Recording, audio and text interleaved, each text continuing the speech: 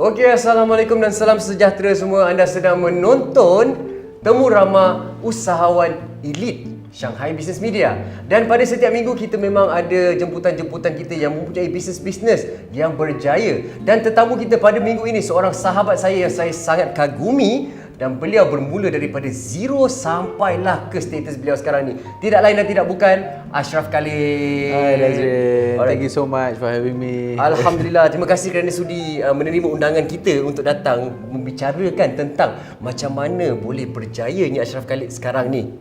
Sebab sekarang ni yang sedang menonton kita adalah usahawan-usahawan yang baru nak menampakkan diri dalam bidang keusahawanan ni. Jadi mereka perlukan sedikit nasihat, sedikit tips dan advice macam mana untuk berjaya. Sebab apa yang saya faham mengenai Ashraf Khalid ni, memang family background beliau kuat dan strong, tapi beliau berjaya tidak menggunakan family background langsung Memang berjaya atas kaki dan tapak sendiri, betul Ashraf I mean, of course, family tu adalah satu, apa orang panggil, satu advantage. Okay. Of course, bila orang kenal apa tu adalah satu advantage, but at the same time I think my family adalah, especially my dad dengan I lah, punya relationship dia memang sangat nak I berdikari sendiri. Nampak? And then, Okay. dia macam throw I lah, maksudnya dia throw to the ocean, then you survive, you know. Okay. So that kind of relationship lah kita ada dulu kan. Ya, tapi saya rasa benda tu sangat-sangat penting dalam keluarga untuk membentuk anak-anak kita sebenarnya. Yeah, I think so, because masa dulu I always thought macam this is something yang macam unfair. Kenapa macam dengan my brother kan dia macam manjakan. Okay. Tapi dengan I dia macam sangat strict when it comes to money. And I remember once I dah kahwin kan, just to put into context kan, even when I was married already, I remember I pernah kerja dengan my dad, and at that time dia bayar I gaji about 2,200 contoh. Okay. Masa tu I dah kahwin, umur 23 tahun, 24 tahun kan. So I was already married. So of course untuk nak kata susah sangat tu taklah susah sangat, tapi you know I was macam orang biasa lah. My dad treated me like tak macam anak bos ke apalah. He asked me to do marketing activation masa tu, and I naik marketing exec, but gaji I tak dinaikkan sangat kan. So it was just like that until lah one day tu I decided to macam do my own.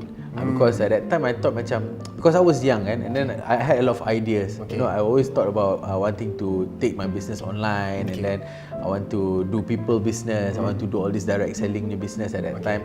So but a lot of my ideas were not taken seriously at that time. Okay, sebab kita macam dianggap lagi budak-budak lagi lah masa tu kan. Lah. So I think at that time, I mean flashback lah 2-3 years ago. Betul. I think maybe 3-4 years ago, maybe longer than that now, 2020 already, maybe 2015, 2016.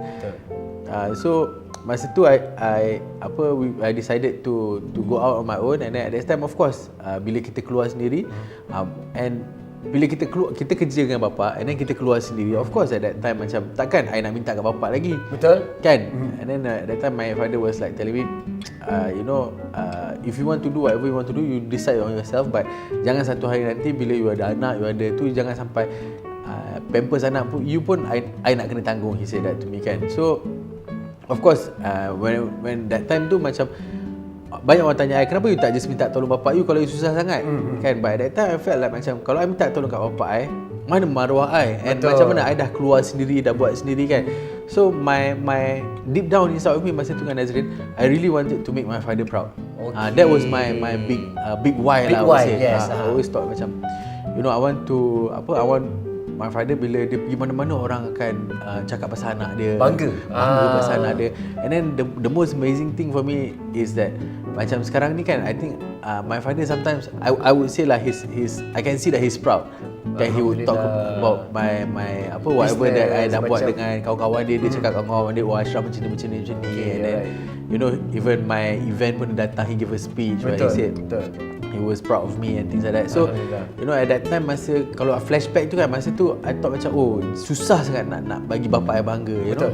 But I think the journey tu yang sebenarnya best, because of course kalau terus-terus I jadi macam sekarang, terus-terus macam tak ada any challenges, tiba-tiba terus ada, I don't think apa yang kita ada sekarang ni, I don't think I would value it as much as I value it today lah. Tapi sekarang ni saya nak bagi tahu Ashraf, depan semua yang sedang menonton sekarang ni, bukan saja your father is proud of you, we are all proud of you. Sebabkan Ashraf, saya kenal beliau, memang beliau mula daripada bawah.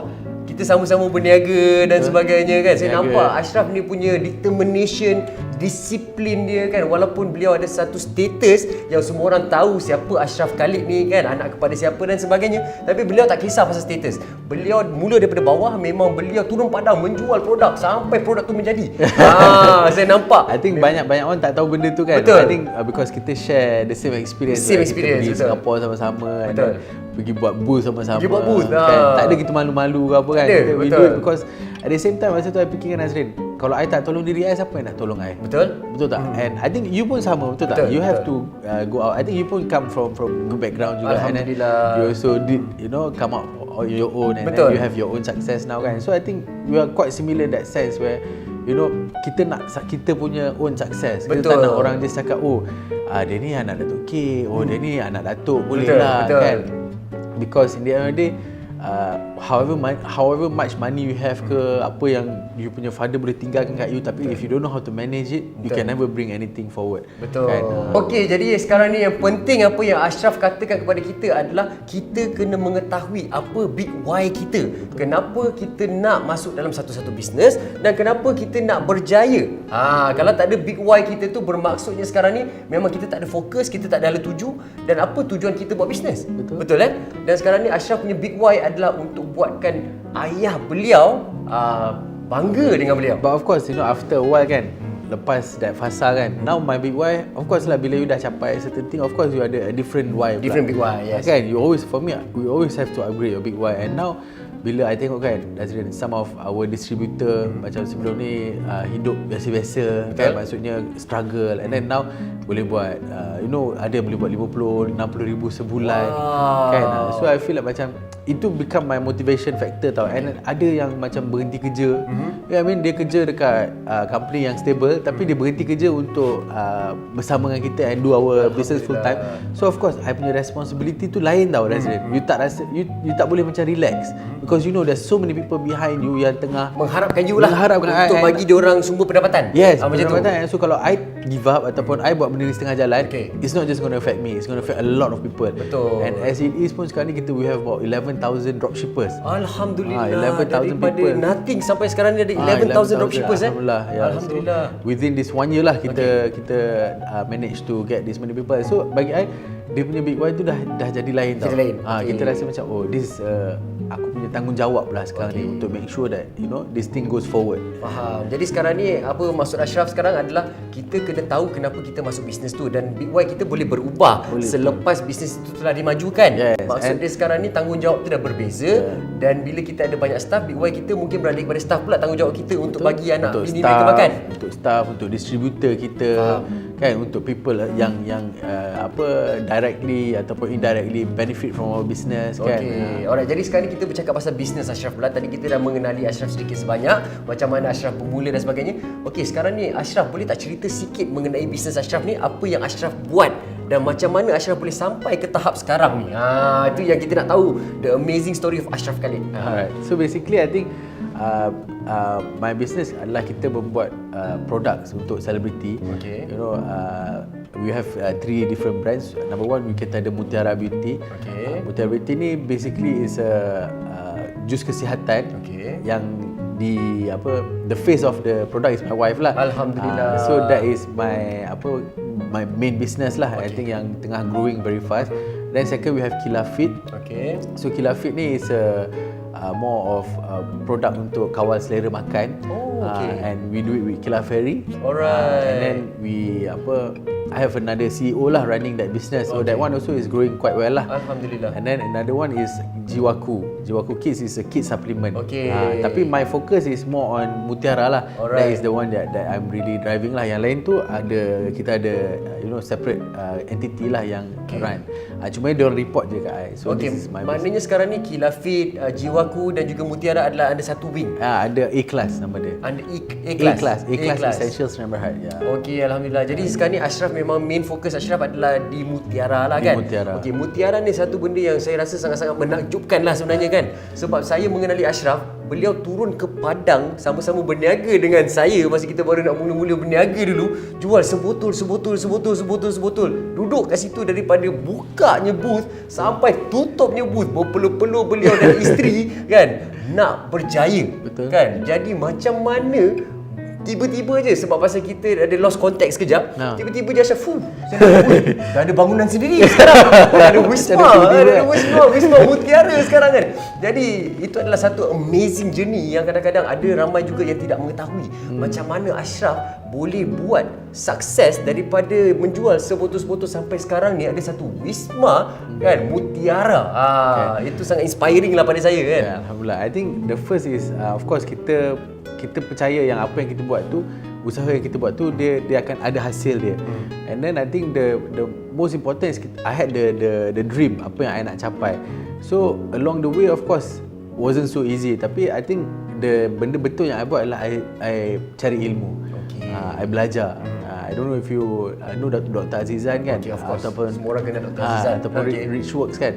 So basically I masuk Richworks tahun 2019, November 2019. At that time our sales was about 1 million, 2 million a year. Kan? And then itu sebelum masuk Richworks ke selepas sebelum masuk Richworks. Tapi sebelum tu 2016 I dah memang masuk Richworks dah. I dah belajar lah basic, tapi lepas tu ekonomi dah pandai buat sendirilah. So dengan ilmu yang ada sikit tu pun boleh buat 1 million plus kan. And then in 2019 we had a lot of problem actually. I tak berapa pandai macam mana nak manage I punya stockist. So I punya stockist lari apa semua. So that time I had like a downfall sikit lah. So I went to belajar dengan Doc balik. So bila I belajar tu, alhamdulillah in 2020 tu we managed to close 10 times more than in 2019. 2019 so our sales in 2019 was about 1 point something, and then in 2020 kita hit more than 10 million.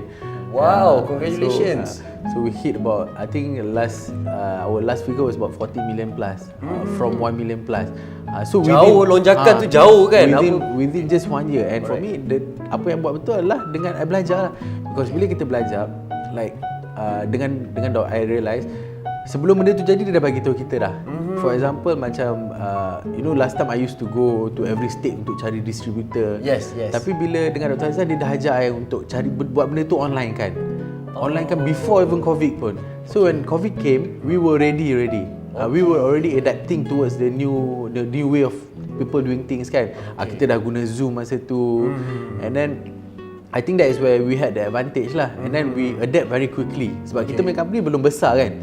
So kita punya team pun masih close kan. So it's easy for us to adapt to the situation quickly, rather than kalau company nak kena tukar tu banyak proses dia kan. So I rasa kat situ lah di mana kita menang lah kat situ kan. Jadi apa yang saya nampak sekarang ni adalah Tuhan menentukan semua benda, rezeki yang diberikan semua, masa tu memang perfect. Betul kan. And I rasa tanpa I go through all this journey kan, mungkin I tak tahu apa nak buat pun. You get I mean? Kalau I tak pergi dekat Singapura tu, tak pergi menjual, I pun tak tahu produk ini bagus ke tak. Kan? I pun tak tahu macam mana orang punya acceptance. Kan? So I rasa bila I pergi buat benda-benda tu, bila looking back at it, I realise actually memang patut I buat benda ni. Ada sebab aku buat benda ni. Experience tu penting kan. And benda tu yang mengajar kita tau. And bila staff kita tengah buat ke apa, kita dah tahu dah benda tu. Rather than kalau macam kita tak ada any experience, orang boleh tipu kita, orang boleh cakap macam ni. So I rasa that is the advantage lah bila kita go through this journey kan. So nasihat Ashraf cerita dia sekarang ni adalah kalau kita nak berjaya, lagi banyak pengalaman tu, lagi senang kita mengendalikan kita punya bisnes tu ya. I rasa dia ilmu lah. I rasa ilmu sebab one thing lah I think yang betul-betul make a lot of difference kan is when I change my niat daripada just nak menjual kepada nak membantu orang. Faham tak? Dulu I just nak jual produk je. But I realise my product ni help a lot of people. Then kita punya niat tu adalah untuk bila kita bagi dia, benda tu akan bantu hidup dia. You get I mean? So our niat tu dah berubah. And then orang lain pula kita bantu dia orang punya kehidupan in terms of business. Kan? And that is where I see when you help people, the more people you help, the more money you make. So I think it's not just about menjual, it's about how many people you impact. Jadi sekarang ni bisnes Ashraf ni, cara dia mengendalikan bisnes memang lain sikit. Dia punya main modus operandi lah, senang kita cakap macam tu, bukan untuk target sale. The first thing, kita target bantu orang. Lagi banyak kita bantu orang, lagi banyak kita buat impact ke atas kehidupan seseorang tu, lagi banyak rezeki yang akan datang. Betul. And sales akan masuk ni. Confirm sales tu akan kejar kita. Sebab apa kita, yalah, you help so many people, they use the product, benda tu flow lah. Kan? So I think that is the main difference lah. And the thing is about niat, kita tak boleh tipu because it's between us and God. Betul. Betul tak? Kita nak tipu macam mana Tuhan tahu kan kita punya niat dalam hati. So I think when you betulkan niat you, things go fast kan. Alhamdulillah. Okey, cerita-cerita semakin hangat, cerita-cerita semakin menarik. Banyak rahsia sebenarnya yang kita boleh korek daripada Ashraf Khalid ni untuk kita bagi kepada anda semua sebagai suntikan semangat untuk kita memulakan satu perniagaan. Tapi masa sekarang ni memang kita harus berehat seketika. Nanti kembali kita akan lebih banyak informasi kita ambil daripada Ashraf Khalid. Jangan ke mana-mana. Temu Ramah Usahawan Elit Shanghai Business Media kembali selepas ini.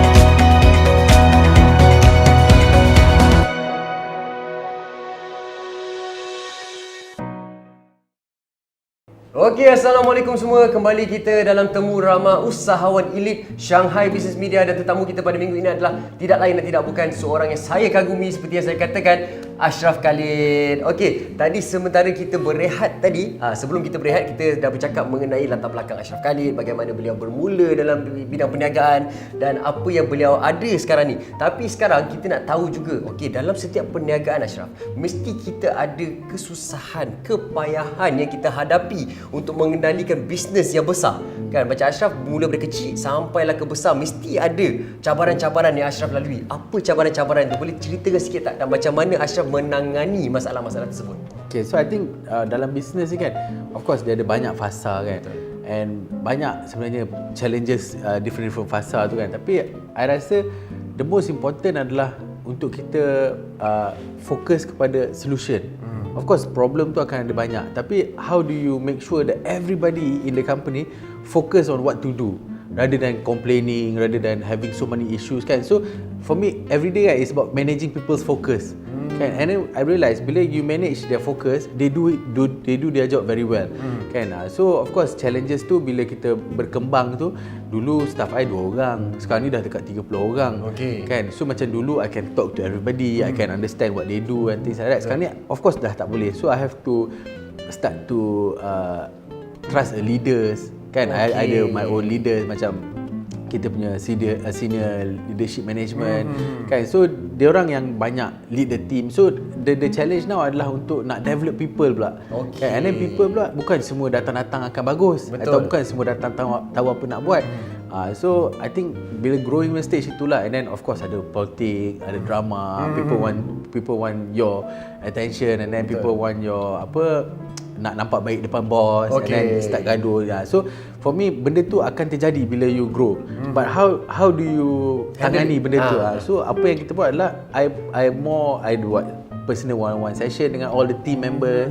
Kan? Tapi bukanlah selalu, maybe once a month I buat macam tu, and then I try to get their feedback selalu. Kan? I try to understand what they want. So kita tak main that role of pergi pergi direct to the issue. Kita play the role of managing, managing people. KHR buat macam ni ya. So daripada dulu challenge dia lain. Dulu challenge dia mungkin macam mana nak jual, macam nak macam jual, mana nak push sale kan? Betul, macam mana nak fikir pasal sale nak masuk apa semua betul. kan, and then nak minta flow. Tapi sekarang ni is more on managing people and then looking at the whole flow. For example, Dazrin, kita spend on marketing millions, and sekali keluar juta tau.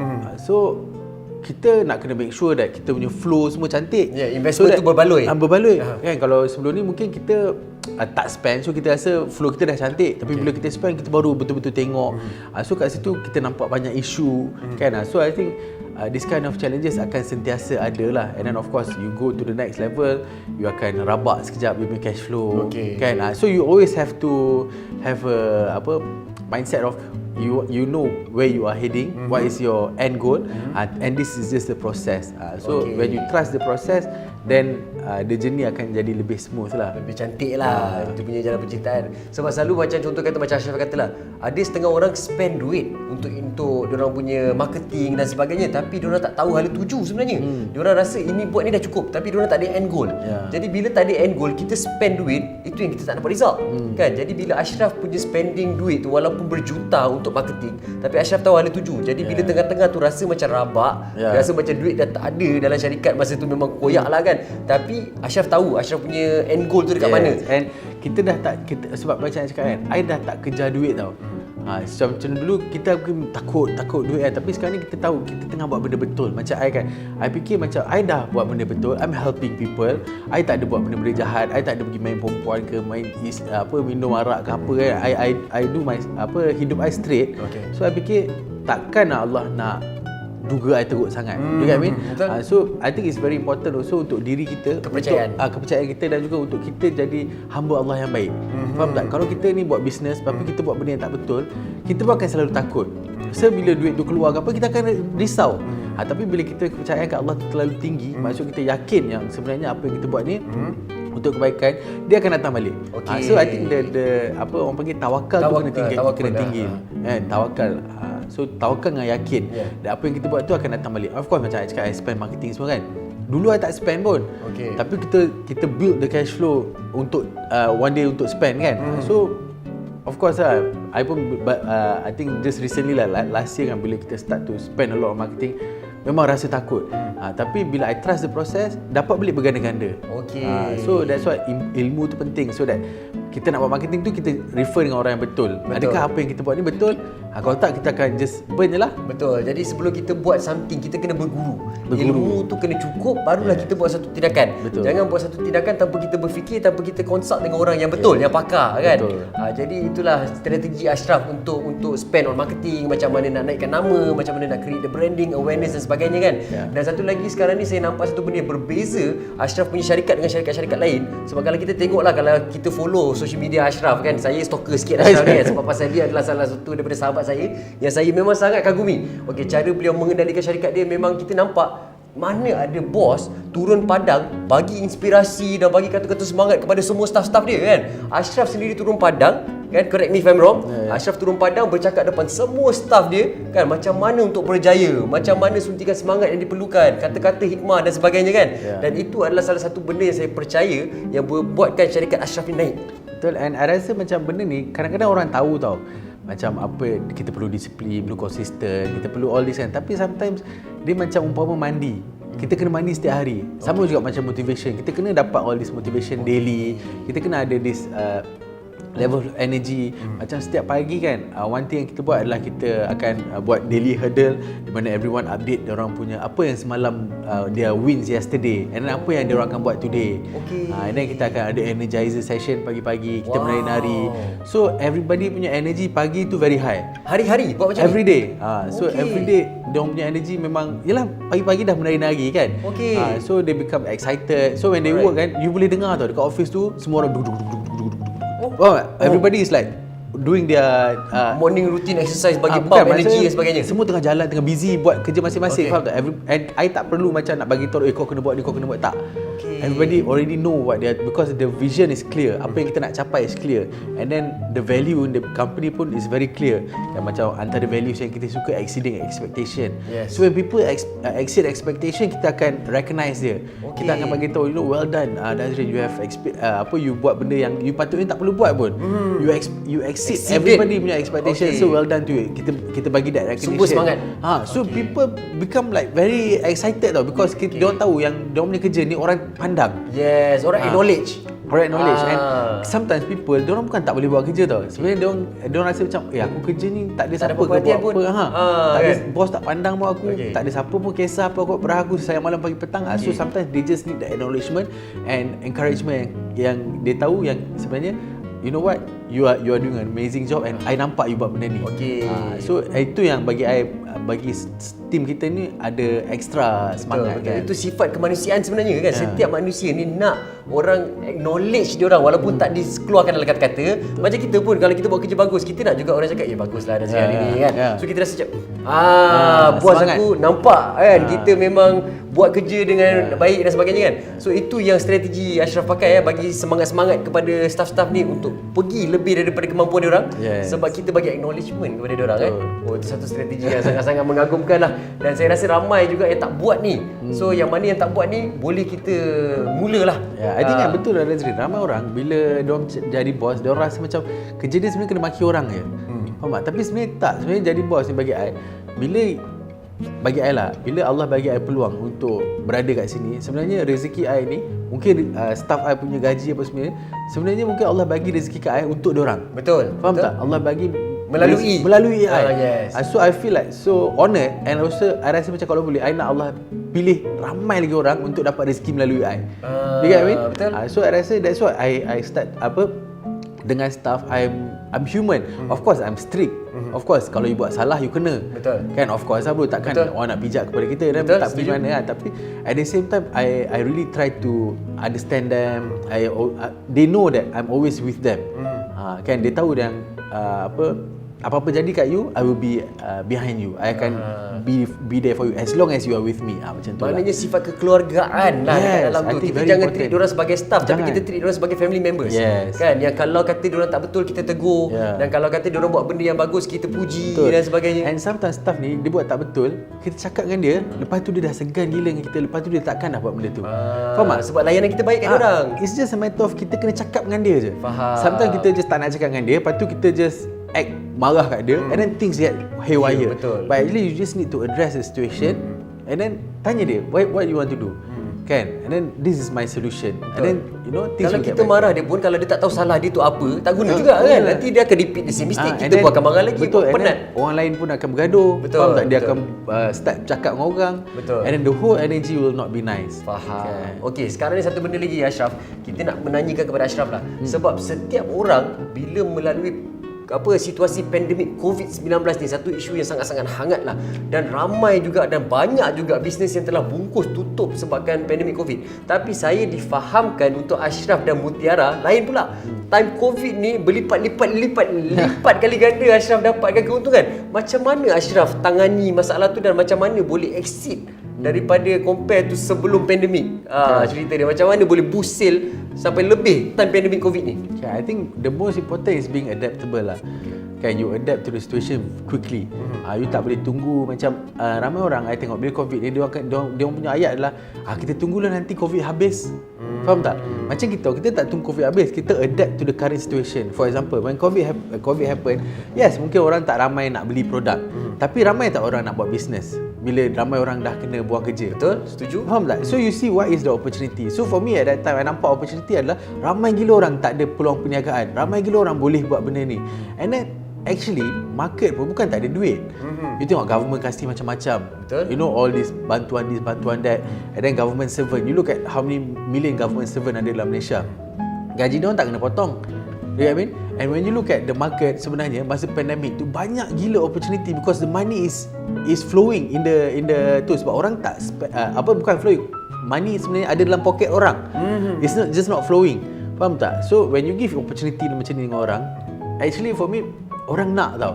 And then but it's just about finding what is the right thing to do at the right time. And then, for me of course I get advice from Doc kan. I apa he tell me apa what is the best strategic thing to do at this time apa semua kan. So I think that is also apa key factor lah of the growth kan. Tapi with all the information, kalau kita tak buat tindakan, kalau kita tak become very adaptable, kita akan still kalah kan. So we have to adapt quickly to the situation ya. Tapi masa mula-mula the pandemic hit tu, ada tak kerisauan dalam diri tu? Gila bro.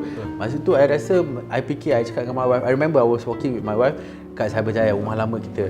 I cakap, ni macam mana Abi kalau kita tak boleh survive ni apa semua. Tapi my wife was telling me, tak apalah Abi, kita syukurlah dengan apa yang kita dah ada. Syukur Allah bagi kita all this yang apa kita ada. And at that time I remember I dengan my wife punya ayat was just syukur. We always believe in the more grateful you are, the more Allah will give you to be grateful for. Kan? So kita sangat of course takut kan, tapi at the same time macam saya cakap lah, ada Doc. So masa tu everyday kita ada live dengan Doc. So dia bagi tahu lah macam ni. So kita yang takut tu pun jadi tak takut sangat tau. Macam sebab ada support. Ada support. And then bukan I seorang. I have 300 of my business friends, Titan apa semua ni kan, yang going through the same masalah dengan I. So kat situ lah memberi I kekuatan. And bagi I nampak actually this pandemic banyak peluang. Whereas dekat luar yang orang tak nampak, because semua orang tengah cakap benda tak best. Faham tak? That's why people don't see the opportunity, because everybody is complaining. Everybody is saying benda ni tak ada opportunity, ni susah. Betul. So the mind dah tak nampak any opportunity. Sebenarnya mind dia yang blockkan jalan dia tu. Yes. So macam kita bro, we are prepared. So now for example vaksin is coming. Kan? Kita tak tunggu vaksin tu orang dapat baru kita nak prepare apa nak buat. Sekarang ni kita dah prepare dah apa benda kita nak buat, so that when everything is dah okay, kita boleh gila-gila. You get what I mean? So preparation sekarang pun dah gila-gila, lepas vaksin dapat lagi lah tahu so preparation kita sekarang. Whereas sekarang ni kebanyakan orang tengah komplain, kita tengah prepare macam mana nak menang. You get what I mean? So the preparation tu yang sebenarnya buat kita menang. Orang lain lepas ni mungkin bulan Ogos barulah tergege nak apa nak buat By that time kita dah clear dah apa yang kita nak kena buat. And masa tu kita dah execute dah apa benda yang kita dah lakukan. Yang penting adalah strategize. And you kena believe. And bagi I of course all the situation can happen, tapi in the end of the day siapa yang bagi rezeki? Allah yang bagi rezeki, betul tak? For me lah, God kan, kita punya Tuhan kan. So bila Allah bagi rezeki, tak kisahlah benda tu pandemik ke apa, benda tu ada kan. So it's a matter of kita minta, kita percaya, and benda tu akan terhasil lah. Amazing sangat-sangat. Sebab bukan sekarang ni, no wonder lah Ashraf Khalid adalah salah satu sumber inspirasi kepada ramai orang dekat luar sana tu kan. Kita dah tahu hari ni macam mana beliau bermula menampakkan diri dalam bidang perniagaan, macam mana beliau kembangkan beliau punya bisnes, dan strategi beliau satu sangat-sangat penting, kita kena berguru, kita kena berilmu, dan kita kena fokus, dan kita kena percaya. Betul Dan satu lagi kalau you nak tambah adalah consistency. Buat benda yang sama every day, jangan stop. And you know, I think that is the apa, kura-kura dia tak laju tapi dia konsisten, sebab tu dia menang. Jadi sekarang ni Ashraf ada tak kata-kata akhir nak diberikan kepada penonton-penonton kita sekarang ni, untuk bagi mereka mengetahui apakah bisnes dan macam mana untuk mengendalikan bisnes secara betul, ataupun cara Ashraf Khalid lah. So I think kalau just a quick advice lah, apa yang I boleh cakap adalah, if you into business, if you want to do business, I think the number one adalah you perlu ada this attitude of never giving up. Because in the end, buat business ni dia takkan senang. Dia takkan senang. Of course you will get, you punya comfort zone you takkan dapat. You akan keluar dari comfort zone. Tapi you have to remember, it's actually for a greater good.